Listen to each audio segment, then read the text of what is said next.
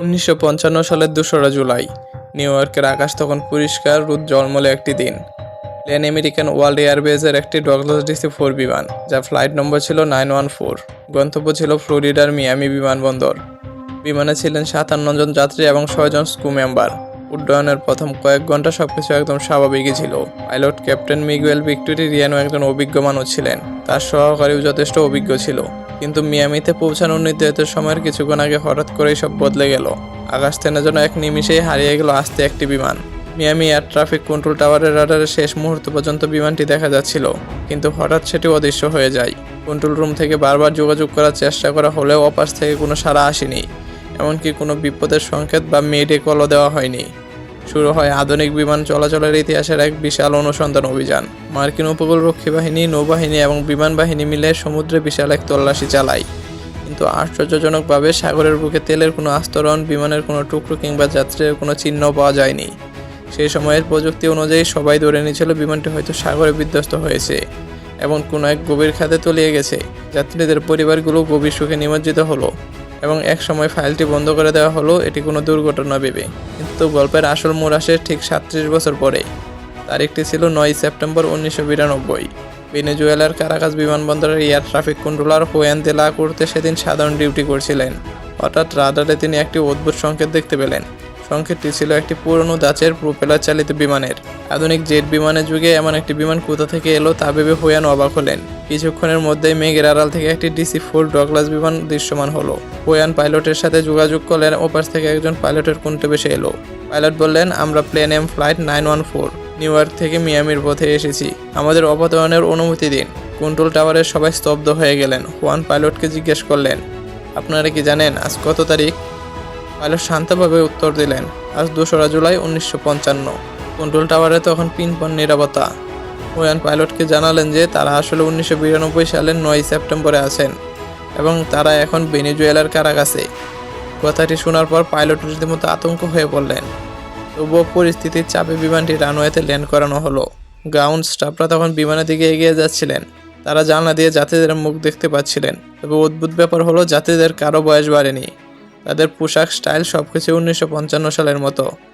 Captain জানলা খুলে চিৎকার করে বলছিলেন যে কেউ কাছে এসো না। তিনি একটি ছোট ক্যালেন্ডারে জানলার নিচ দিয়ে ফেলে দিলেন এবং দ্রুত বিমানটি আবার রানওয়ে দিয়ে উড়িয়ে নিয়ে চলে গেলেন। এরপর রাডারে সেই বিমানের আর কোনো হদিশ পাওয়া যায়নি। এই ঘটনা জানাজানি হওয়ার পর গোটা বিশ্বে তোলপাড় শুরু হয়ে যায়। মানুষ ভাবতে শুরু করে এটা কি কোনো টাইম ট্রাভেলের ঘটনা নাকি কোনো অদ্ভুত মিস্ট্রি। বিমানটি কি 37 বছর ধরে কোনো সমান্তরাল মহাবিশ্বে বা টাইম লুপে আটকে ছিল, নাকি এটার মধ্যে লুকিয়ে আছে অন্য কোনো রহস্য? বিজ্ঞানীরা এই ঘটনাটিকে ব্যাখ্যা করার জন্য নানা ধরনের তত্ত্ব সামনে আনেন। সবচেয়ে জনপ্রিয় তত্ত্বটি হলো টাইম ডাইলেশন বা সময়ের প্রসারণ। আইনস্টাইনের আপেক্ষিকতা তত্ত্ব অনুযায়ী মহাকর্ষীয় বল বা গতির পার্থক্যের কারণে সময়ের ধীরগতি বা দ্রুতগতি হতে পারে। অনেকের ধারণা ফ্লাইট 914 হয়তো আটলান্টিক মহাসাগরের উপর দিয়ে ওড়ার সময় কোনো এক শক্তিশালী মহাকর্ষীয় ক্ষেত্রে বা ওয়ার্ম হোলে প্রবেশ করে, যা তাদের সরাসরি 36 বছর ভবিষ্যতে পৌঁছে দিয়েছে। বিমানের ভেতরের মানুষের কাছে হয়তো মাত্র কয়েক ঘন্টার সময় পার হয়েছিল, কিন্তু বাইরের পৃথিবীর জন্য তা ছিল দীর্ঘ দশকেরও বেশি। আবার অনেকের দাবি এটি হয়তো কোনো ব্রিন গ্রহের প্রাণীদের বা এলিয়ানের কাজ।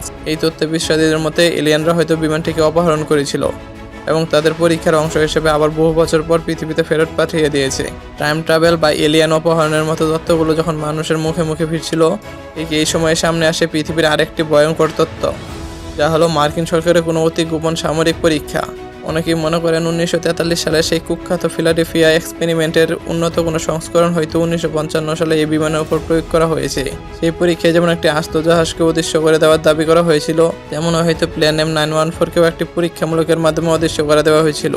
কিন্তু কারাকাস বিমানবন্দরে পাইলট যে আতঙ্কিত প্রতিক্রিয়া দেখিয়েছিলেন এবং দ্রুত বিমান নিয়ে উধাও হয়ে গেছিলেন, তা কি কোনো সুপরিকল্পিত পরীক্ষার অংশ হতে পারে, নাকি তারা সত্যিই কোনো যান্ত্রিক ত্রুটির কারণে সময়ের গোলক দায় হারিয়ে গেছিলেন? রহস্যের জট যখন আরও পাকিয়ে যাচ্ছিল, তখন একদল অনুসন্ধানী সাংবাদিক এবং ফ্যাক্ট চেকার এই ঘটনার মূল সোর্স বা উৎসের সন্ধানে নামেন। তারা ভেনেজুয়েলার সেই কারাকাস বিমানবন্দরের পুরনো রেকর্ড ফাইল পরীক্ষা করতে শুরু করেন। আশ্চর্যজনকভাবে দেখা যায় 1992 সালের 9 September air traffic control logbook কিংবা কোনো রাডার রেকর্ডে এমন কোনো বিমানের নামগন্ধও নেই। এমনকি প্যান আমেরিকান ওয়ার্ল্ড এয়ারবেজ বা পিএনএমের নিজস্ব আই কার্ডে 1955 সালের কোনো বিমান নেই।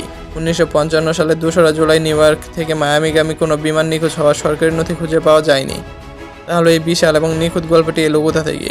অনুসন্ধানের গভীরে গিয়ে দেখা যায় এই পুরো ঘটনাটির জন্মদাতা ছিল উইকলি ওয়ার্ল্ড নিউজ নামক একটি সংবাদপত্র। এটি এমন একটি পত্রিকা ছিল যা সাধারণত মানুষের কল্পনা শক্তিকে সুড়সুড়ি দেওয়ার কাজ করত। তারা 1990-এর দশকের শুরুতে প্রথমে প্লেন M914 এর নিখোঁজ হওয়ার গল্পটি প্রকাশ করে। মজার বিষয় হলো একই পত্রিকার কয়েক বছর পর পর একই গল্প আবার ছাপত, কিন্তু প্রতিবার তারা তারিখ এবং সাল বদলে দিত। কখনো বলা হতো বিমানটি 37 বছর পর ফিরেছে, আবার কখনো বলা হতো বিমানটি ল্যান্ড করার পর সব যাত্রীরা সবাই কঙ্কাল হয়ে গিয়েছিল। আরও বড় একটি প্রমাণ পাওয়া যায় যখন বিমানটির সেই বিখ্যাত ছবিটির উৎস খুঁজে বের করা হয়। 1992 সালের প্রতিবেদনে যে বিমানের ছবি ব্যবহার করা হয়েছিল সেটি আসলে ছিল একটি স্টক ফটো সাইট থেকে নেওয়া।